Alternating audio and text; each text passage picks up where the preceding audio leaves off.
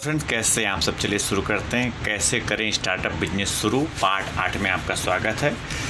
अपने को फाउंडर को चुनना, वह मेरा सबसे अच्छा दोस्त है, मैं उसी के साथ काम शुरू करूंगा।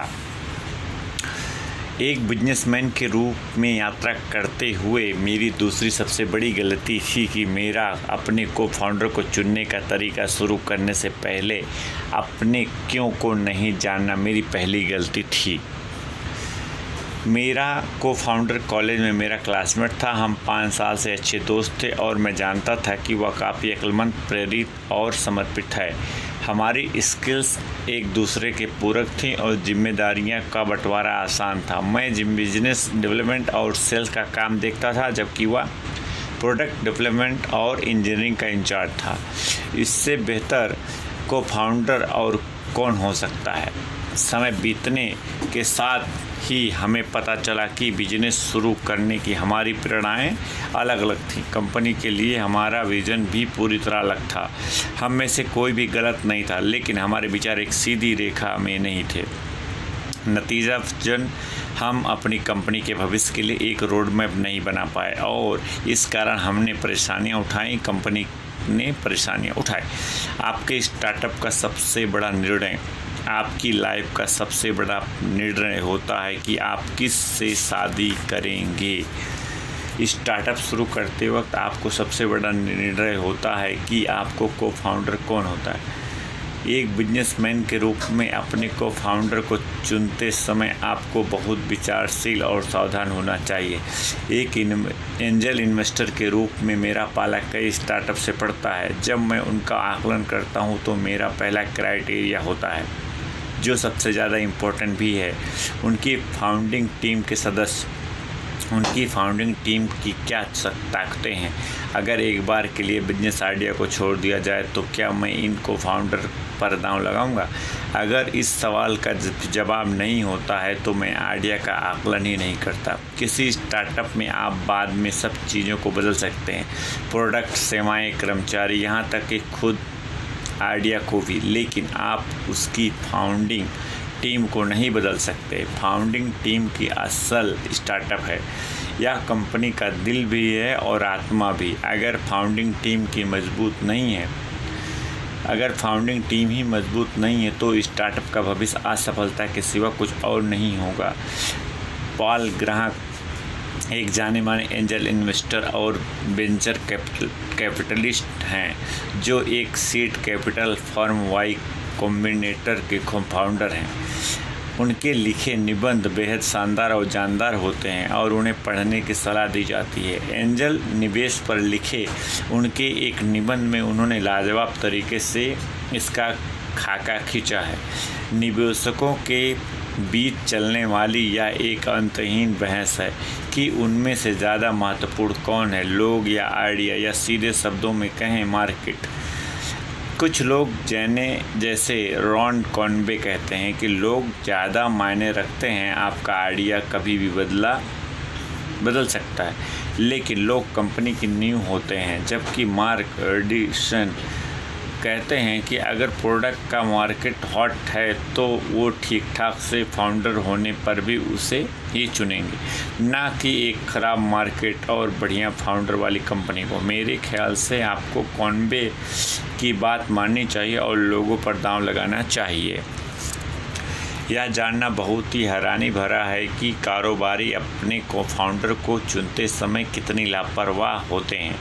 इस बारे में बिना ज़्यादा सोचे विचारे या इस बात पर पर्याप्त ध्यान दिया बिना इस काम को बस यूं ही निपटा लेते हैं। मैंने भी यही किया था और उन अन्य कारोबारियों ने भी जिससे मैंने बात की। आखिर एक को फाउंडर को चुनाव इतनी खास चीज़ थोड़ी ही है जिस पर इतना विचार किया जाए। अधिकतर मामलों में लोगों ने अपने सबसे नज़दीकी दोस्तों को इस काम के लिए चुना था।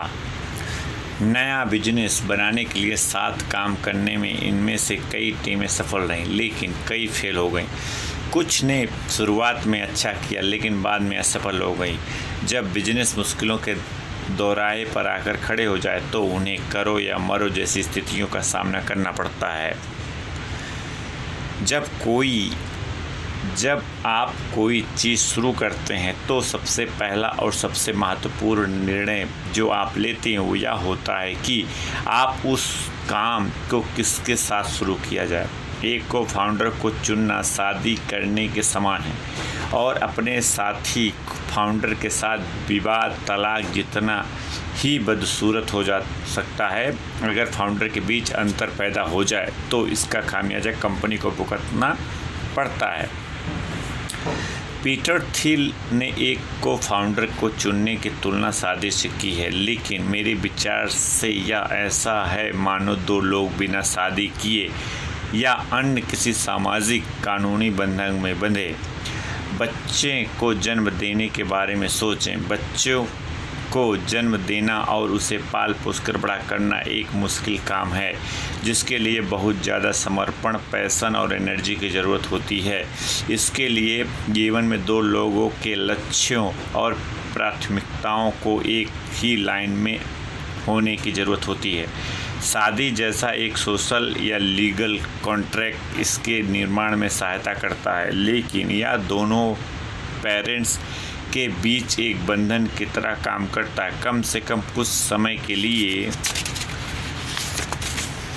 सही अपनी कंपनी को शुरू करने के लिए उसी स्तर को कमिटमेंट की सोच को एकरूपता चाहिए, लेकिन इसमें कई कानूनी या सामाजिक बंधन नहीं होता। एक को फाउंडर किसी भी समस्या कंपनी को छोड़ा जा सकता है, लेकिन परिणाम स्वरूप कंपनी के लिए गंभीर परिस्थितियां पैदा हो सकती हैं।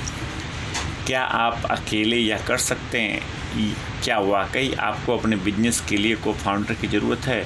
आप इसे अकेले कर सकते हैं, लेकिन ऐसे में आगे बढ़ना थोड़ा मुश्किल होगा। अधिकतर व्यवसायों को शुरू करने में 2 या 3 फाउंडर शामिल होते हैं, न कि एक अकेला व्यक्ति। क्यों? पहला कारण है योग्यताएं या स्किल सेट।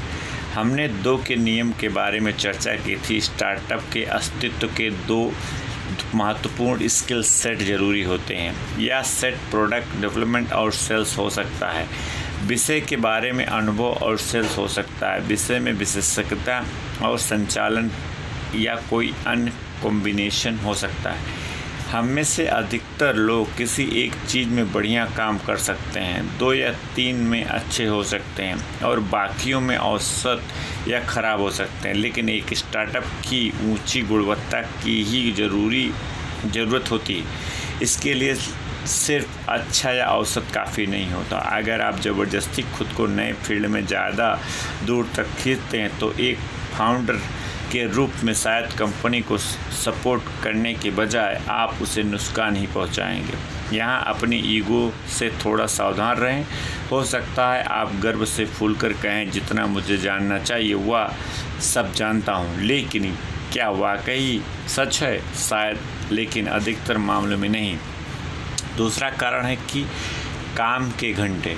चलिए मान लेते हैं कि आप एक सुपरमैन हैं और आपके अंदर वह स्किल है जो एक कंपनी को शुरू करने के लिए चाहिए होती है। फिर भी आपकी एक सीमा है। आप एक दिन में सिर्फ 24 घंटे काम कर सकते हैं, या कहना चाहिए नहीं कर सकते हैं।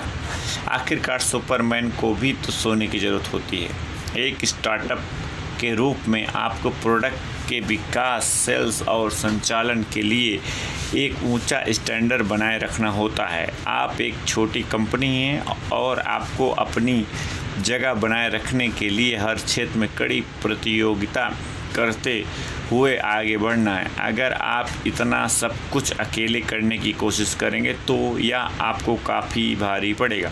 एक पॉइंट पर आकर न सिर्फ आपके प्रोडक्ट की बल्कि और भी बहुत सी चीज़ों की क्वालिटी गिरनी शुरू हो जाएगी। तीसरा कारण मनोवैज्ञानिक है। एक स्टार्टअप को लॉन्च करना एक संघर्ष है।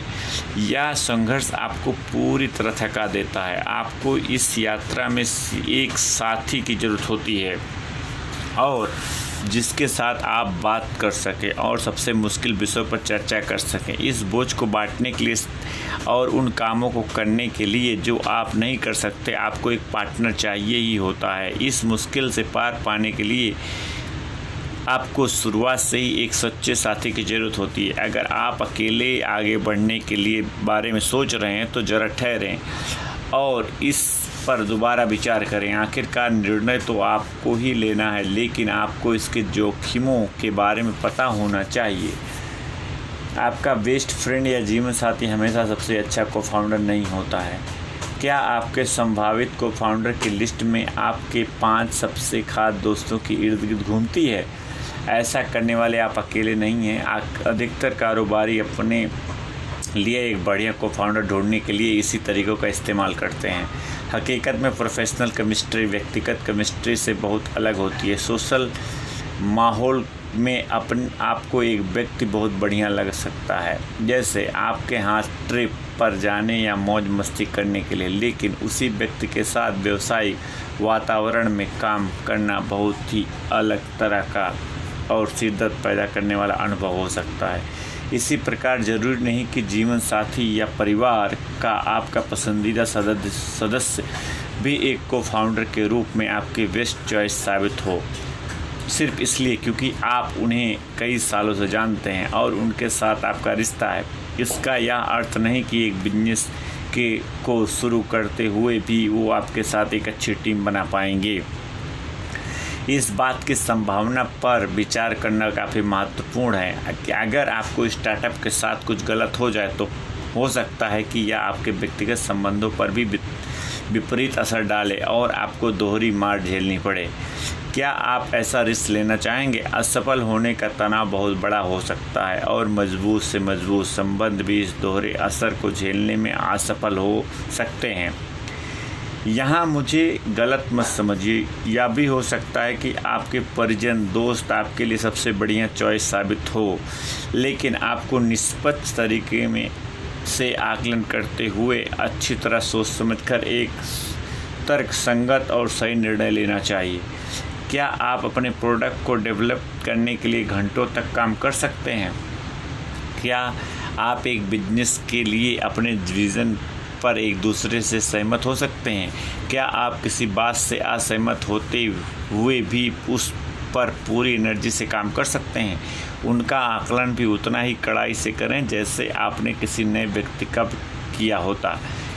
आप सिर्फ अपने दोस्त या परिवार के किसी सदस्य को खुश करने के लिए उन्हें को-फाउंडर नहीं बना सकते। अपने स्टार्टअप के सबसे महत्वपूर्ण निर्णय पर अपनी भावनाओं को हावी ना होने दें। एक फाउंडर को आपको क्या देखना चाहिए? एक को-फाउंडर में आपको क्या देखना चाहिए? आपको अपने को-फाउंडर का चुनाव कैसे करना चाहिए? मेरा सुझाव है कि आप इन 4 प्रश्नों को ध्यान में रखें।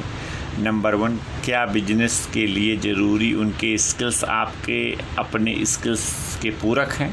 नंबर 2, क्या आप एक प्रोफेशनल वातावरण में उनके साथ काम कर सकते हैं? नंबर 3, क्या आपके लक्ष्य, मूल और मिशन उनके लक्ष्यों के साथ एक सीधी रेखा में हैं, यानी क्या आपकी प्रेरणाएं एक लय में हैं? नंबर 4, क्या आप उन पर विश्वास करते हैं? पूरक स्किल सेट, व्यवहारिक अनुपूरता, एक लय में लक्ष्य, प्रेरणाएं, विश्वास, ये 4 ऑप्शन हैं। एक ऑप्शन पे चलिए शुरू करते हैं। एक ऑप्शन पे 2, फिर 3, फिर 4। नंबर 1, एक बिजनेसमैन के रूप में सबसे पहले आपको अपने बिजनेस को शुरू करने के लिए ज़रूरी सबसे महत्वपूर्ण स्किल को पहचानना होगा। बिजनेस को सफल बनाने या उसका विस्तार करने के लिए आपको आंतरिक स्किल की भी ज़रूरत हो सकती है, लेकिन उनका नंबर बाद में आएगा। अगर आप एक ई-कॉमर्स पोर्टल के इर्द गिर्द अपना बिजनेस खड़ा करना चाहते हैं तो आपको एक टेक्नोलॉजी और रिटेल एक्सपर्ट की ज़रूरत हो सकती है। उसके बाद आप सप्लाई चेन, संचालन, फाइनेंस आदि के एक्सपर्ट लोगों को काम पर रख सकते हैं। अगर आप एक ह्यूमन रिसोर्स कंसल्टिंग से जुड़े बिजनेस को शुरू करने के बारे में सोच रहे हैं तो को-फाउंडर में से कम एक की उससे संबंधित HR बैकग्राउंड होना निहायत ज़रूरी है, ताकि ग्राहक की ज़रूरतों की गहराई से समझकर उसी की भाषा में उससे बात की जा सके। क्या आपके को-फाउंडर के पास ऐसे कुछ ज़रूरी टैलेंट या स्किल्स है जो आपसे अलग हैं और आपके जितने ही उससे ज़्यादा विकसित हैं? सिद्धार्थ अग्रवाल एक एल्गोरिथमिक ट्रेडिंग प्लेटफॉर्म बनाना चाहते थे। उन्हें 2 स्किल्स की ज़रूरत थी, बाज़ार के काम करने के तरीके की समझ और कोडिंग। मार्केट को वो बहुत अच्छी तरह समझते थे। उनके पास सिर्फ एक डेवलपर की कमी थी। मैं जानता था कि मुझे एक तकनीकी व्यक्ति के साथ पार्टनरशिप करने की ज़रूरत थी। ज़्यादा साफ शब्दों में कहें तो कोई ऐसा व्यक्ति जो एक अच्छा डेवलपर हो तो हो ही, साथ ही जिसमें बिजनेस की समझ भी हो। मैं जानता था कि दो लोगों के लिए सर्वाइव करने का चांस एक मुकाबले ज़्यादा होता है। इसीलिए जिस सबसे बढ़िया डेवलपर को मैं जानता था और जिस पर विश्वास करता था, मैंने उसे चुना, जो कॉलेज और माइक्रोसॉफ्ट दोनों में मेरे साथ रह चुका था। सुहानी मोहन सैनिटरी पैड्स के विकेंद्रीकृत प्रोडक्शन के आइडिया पर काम कर रही थी। उन्हें अपना परफेक्ट को फाउंडर मिला कार्तिक मेहता के रूप में। कार्तिक IIT मद्रास में इंजीनियरिंग डिज़ाइन के ग्रेजुएट है और उन्होंने मशीनों के डिज़ाइन और डेवलपमेंट पर 3 साल तक काम किया। हालांकि कार्तिक भी ज़्यादा चुनौती भरे प्रोडक्ट पर काम करना चाहते थे जो बड़े संख्या में लोगों के जीवन में प्रभावित कर सकें। इसीलिए उन दोनों ने मिलकर जून 2015 में शुरू की। 2 के नियम को ध्यान में रखते हुए वो कौन से 2 स्किल्स हैं जिनके बिना आप अपने बिजनेस को शुरू भी नहीं कर सकते। आप और आपके को फाउंडर में से कौन उन दोनों स्किल्स में ज़्यादा मजबूत है। नंबर 2, व्यावसायिक अनुरूपता। एक स्टार्टअप को चलाना कोई छोटी मोटी दौड़ नहीं बल्कि एक मैराथन है। इस मैराथन के लिए आपको एक ऐसे साथी की ज़रूरत होती है जिसके वास्तविक चरित्र को ठोक बजाकर परख लिया गया हो। वह साथ में घूमने फिरने मौज मस्ती करने वाले के लिए एक अच्छा साथी हो सकता है, लेकिन उससे चुनौती भरे और थका देने वाली परिस्थितियों में आपके साथ 24 घंटे 7 दिन 365 पूरे साल के काम करने के लिए भी एक बढ़िया साथी होना चाहिए। मैं इस व्यक्ति को पसंद नहीं करता और हम जिस तरह काम करते हैं मैं उस तरीक़ों को पसंद नहीं करता के बीच में स्पष्ट रूप से अंतर करना सीखें। क्या आपको एक प्रोफेशनल के तौर पर इस व्यक्ति के साथ काम करना पसंद है? क्या आपको उनके काम करने का तरीका, समस्याओं को सुलझाने का नज़रिया और एटीट्यूड पसंद है? क्या आप विभिन्न प्रकारों के लोगों से बात करने के उनके तरीक़ों को पसंद करते हैं? दुकानदार, कर्मचारी, साथी और ग्राहक। क्या आप जानते हैं कि वो प्रेशर और मुश्किल परिस्थितियों में किस तरह प्रतिक्रिया करते हैं?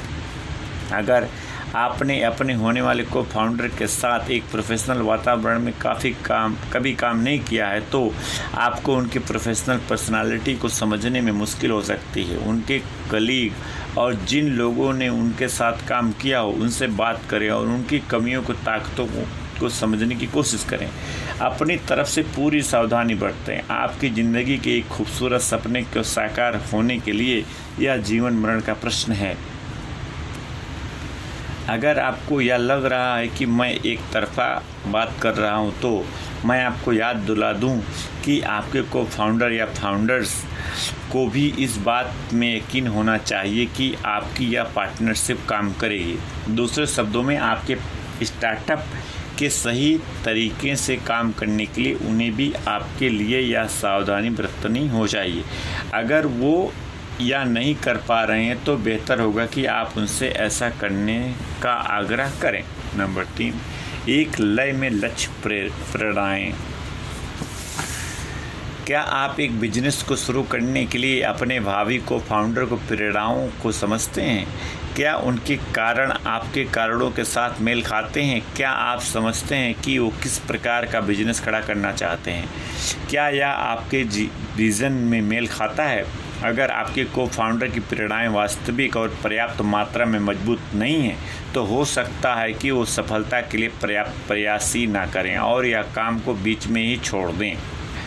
अगर वो एक कैश बिजनेस चलाना चाहते हैं और आपकी प्राथमिकता इक्विटी बिजनेस है तो आप दोनों के बीच मतभेद पैदा होंगे और कंपनी के लिए मुश्किल निर्णय लेना कठिन हो जाएगा।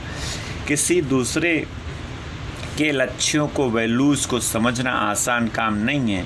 अपने संभावित को फाउंडर के साथ लंबी चौड़ी बातचीत करें, अपनी ओर से अधिक बात करने की कोशिश करें 10 बार पूछें, 20 बार समझाएं। अगर आप उनके दिमाग की थाह नहीं ले पा रहे हैं तो खुलकर बोलें और काम से संबंधित सीधे और तीखे प्रश्न पूछें। इस तरह की बातचीत करना काफ़ी मुश्किल होता है और हम इसके लिए कुछ न कुछ कर ही लेंगे।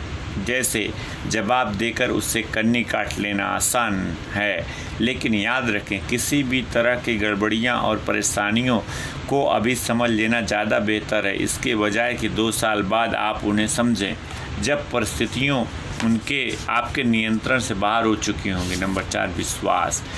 100 बातों की एक बात यह है कि आपको अपने को फाउंडर पर विश्वास होना चाहिए। जब चीज़ें पूरी तरह स्पष्ट नहीं होती तब विश्वास ही बढ़ाने में आपकी मदद करता है। किसी भी कंपनी के लिए पहले दिन से ही सारी बातें साफ हो जाती, भूमिकाएं, जिम्मेदारियां, मालिकाना हक, अधिकारी और अधिकार, सब कुछ बहुत तेज़ी से बदलता रहता है। इन परिस्थितियों में एकमात्र विश्वास ही एक इमारत की मजबूती देता है और इसे ढहने से बचाता है। क्या आप अपने स्टार्टअप के मामले में अपने को फाउंडर पर विश्वास करते हैं? क्या आपको विश्वास है कि आपका को फाउंडर 120% प्रयास करेगा?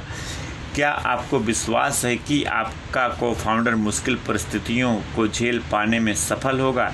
क्या आपको विश्वास है कि आपका को फाउंडर बातचीत में पूरी पारदर्शिता रखेगा? ब्रिजभूषण का मानना है आपसी विश्वास और सम्मान बहुत महत्वपूर्ण बातें हैं। मैं अंशु को 8 साल से भी ज़्यादा से जानता था। हमने बैन एंड कंपनी का साथ काम किया था। हम एक ही प्रोजेक्ट पर काम कर रहे थे, साथ ही एक ही जगह रहते थे और कार पूल करके ऑफिस जाते थे। मैं काम करने के उसके तरीके, उसकी स्मार्टनेस और हर काम में उसका बेस्ट करने की गहरी इच्छा का हमेशा से सम्मान और प्रशंसा करता था। जब अंशु ने मेरे साथ उसी रास्ते पर आगे बढ़ने की इच्छा जाहिर की तो मेरे लिए यह निर्णय लेना बहुत ही आसान था। जिसे आप विश्वास और सम्मान देते हैं, ऐसे व्यक्ति के साथ शुरुआत करना काफ़ी महत्वपूर्ण होता है। सिद्धार्थ अग्रवाल बताते हैं कि विश्वास कितना महत्वपूर्ण है। उन्होंने एल्गोरिथमिक ट्रेडिंग प्लेटफॉर्म के अपने आइडिया के बारे में अपने भावी को फाउंडर से बात की। दोनों ही माइक्रोसॉफ्ट में डेवलपर रह चुके थे और शुरुआत में भूमिकाओं और जिम्मेदारियों का फ़र्क ज़्यादा क्लियर नहीं था।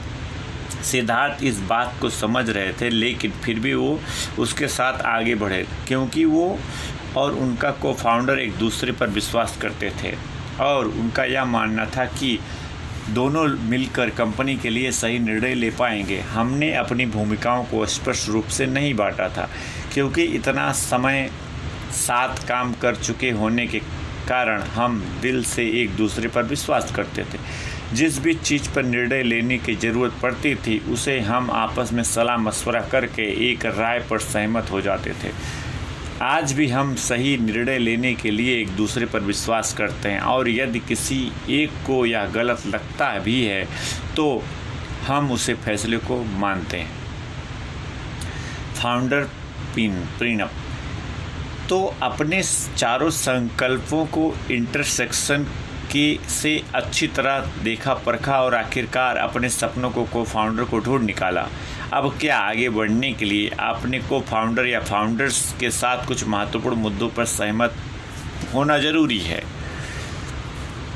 तो आपने चारों संकल्प सहमत होना ज़रूरी है। The very first mistake most startup founders make नाम के हार्वर्ड बिजनेस रिव्यू आर्टिकल में रिसर्च करने वाले ने यह नतीजा निकाला, सबसे बढ़िया आइडिया भी धरे रह जाते हैं जब बिजनेस को शुरू करने वाली टीम के बारे में लिए जाने वाले शुरुआती फैसलों पर ध्यान से विचार करने के में लापरवाही बरतती है।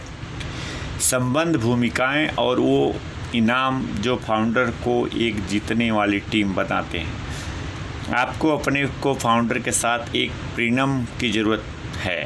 प्रीनम एक ऐसा कॉन्ट्रैक्ट है जो शादी से पहले दोनों पक्षों के बीच किया जाता है। भविष्य में कभी शादी के टूट जाने या तलाक की नौबत आ जाने की दशा में प्रॉपर्टी के बंटवारे और सपोर्ट के लिए झगड़े से बचने वाले इंसान के रूप में बिजनेस शुरू करने से पहले को फाउंडर अक्सर अपनी भीतरी चिंताओं के बारे में बात करने से बचते हैं। जैसा कि अगर मेरा को फाउंडर 6 महीने के भीतर मुझे छोड़ दे तो क्या होगा? क्या उन्हें उनका शेयर मिलेगा? अगर मुझे लगता है कि वो पर्याप्त योगदान नहीं दे रहे हैं तो मैं क्या करूँगा? वगैरह वगैरह। एक फाउंडर प्रीनप साथ काम शुरू करने से पहले इन महत्वपूर्ण मुद्दों पर को फाउंडर के बातचीत को बढ़ावा देता है और उन्हें बाद में झगड़े का मुद्दा नहीं बनने देता। स्टार्टअप के संदर्भ में प्रीनप थोड़ा अजीब और गैर ज़रूरी लग सकता है, खासकर तब जब आप एक दूसरे के पूरे विश्वास के साथ काम शुरू करते हैं, लेकिन यह भविष्य में आपके बिजनेस के लिए स्थिरता लेकर आता है। झगड़ों के बारे में बात करना और उन्हें सुलझा लेना उस वक्त सबसे अच्छा होता है जब कोई झगड़ा हो ही नहीं। आपका स्टार्टअप आपका सपना है। आप अपने दूसरे साथियों या खुद अपने कारण उसे नष्ट होते नहीं देखना चाहेंगे। मेरी राय में एक फाउंडर प्रीनप में कम से कम इन बातों को ज़रूरी शामिल होना चाहिए: भूमिकाएं और जिम्मेदारियां, कंपनी में शेयर का बंटवारा, वेस्टिंग या शेड्यूल और कंपनी छोड़ने की शर्तें, बीच बचाव की प्रक्रिया।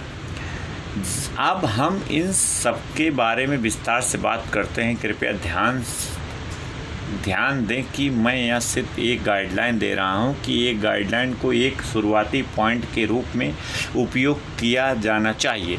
आपके बिजनेस की नेचर और ज़रूरतों के हिसाब से अपने प्रीनप के लिए बिल्कुल सही नियम और शर्तें आपको खुद ही तैयार करने होंगे। नंबर 1, भूमिकाओं और जिम्मेदारियां।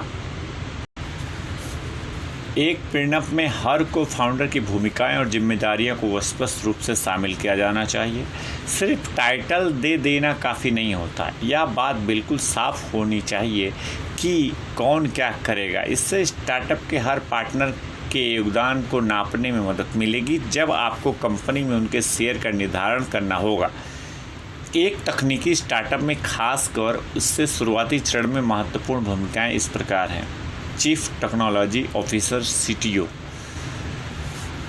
एक टेक्नोलॉजी स्टार्टअप में प्रमुख पेशकश के डिज़ाइन, विकास और डिलीवरी की जिम्मेदारी किसकी होगी? या एक तकनीकी स्टार्टअप के लिए IT प्लेटफॉर्म की इसमें सबसे ज़रूरी चीज़ों को पर इकट्ठा करना, प्रोटोटाइप तैयार करना और वास्तविक कोडिंग करना मुश्किल है।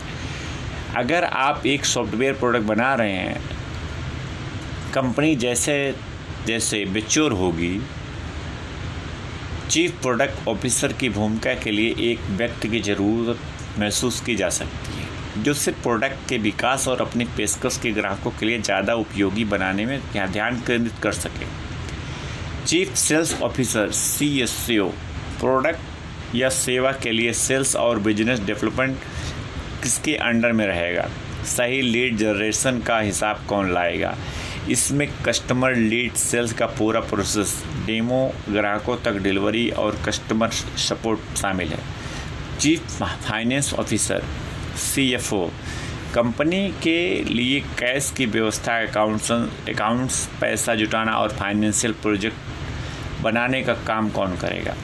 संभावित या वास्तविक निवेशकों और कंपनियों के बीच पुल बनाने का काम कौन करेगा? टीम बिल्डर को फाउंडर के अलावा बाकी टीम को बनाने का काम कौन करेगा? अगर मुझे स्टार्टअप बनाने के सबसे मुश्किल भाग के लिए वोट करने में कहा जाए तो मैं यह वोट लोगों को काम पर रखने और उन्हें कंपनी में टिकाऊ रखने में काम को दूंगा।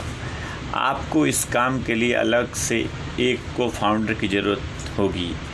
इसका मतलब यह समझना है कि किसे और कब हायर किया जाए, संभावित कैंडिडेट्स का एक नेटवर्क बनाना, उन्हें डेट करना, भर्ती करने वाले के से बात करना, रिज्यूम को देखना, चुनने की प्रक्रिया चलाना, उनमें से मोल भाव करना आदि। चीफ ऑपरेशन ऑफिसर COO सब कामों को समय पर करना किसकी जिम्मेदारी होगी? स्टार्टअप के लिए सभी शेड्यूल और डेडलाइंस को फॉलो करने का काम कौन करेगा? कंपनी के पूरे संचालन की नब्ज किसके हाथ में होगी? इस बात का ध्यान कौन रखेगा कि सब लोगों को उनके लैपटॉप मिल गए हैं, बिलों का भुगतान समय पर हो रहा है, ऑफिस के लिए जगह बुक कर दी गई है, वगैरह वगैरह। Chief executive officer CEO। अंत में इन सबको एक साथ जोड़कर रखने के लिए एक फाउंडर को CEO की भूमिका अदा करनी होगी। CEO कंपनी की सफलता और असफलता को प्रभावित करता है और हर छोटे बड़े कामों के लिए जिम्मेदार होता है। वह कंपनी का पहला प्रवक्ता होता है, कंपनी का चेहरा और पैसा जुटाने, सीनियर रोल्स के लिए लोगों को काम पर रखने और रोज़मर्रा के छोटे बड़े निर्णय लेने के लिए महत्वपूर्ण भूमिका निभाता है। आमतौर पर बिजनेस शुरू करते वक्त CEO अक्सर CFO, टीम बिल्डर और COO के रोल भी अदा करता है और कहीं कहीं तो CSO का भी। CEO को चुनना आसान काम नहीं है। यह महत्वपूर्ण है कि को फाउंडरशिप इसलिए CEO ना बने क्योंकि वो इस पदवी को अपने नाम के साथ लगा देखना चाहते हैं। एक CEO में बढ़िया कम्युनिकेशन, सामान बेचने की योग्यता और मुश्किल फैसले लेने के लिए इच्छा जैसी स्किल्स का होना ज़रूरी है। अगर इन सब कामों में सब लोग बराबर की टक्कर के हों तो अनुभव को ध्यान में रखा जाना चाहिए। चलिए फ्रेंड्स, अभी यहीं पे इस पार्ट को कंप्लीट करते हैं। अभी मिलेंगे नेक्स्ट पार्ट में। Thank you so much.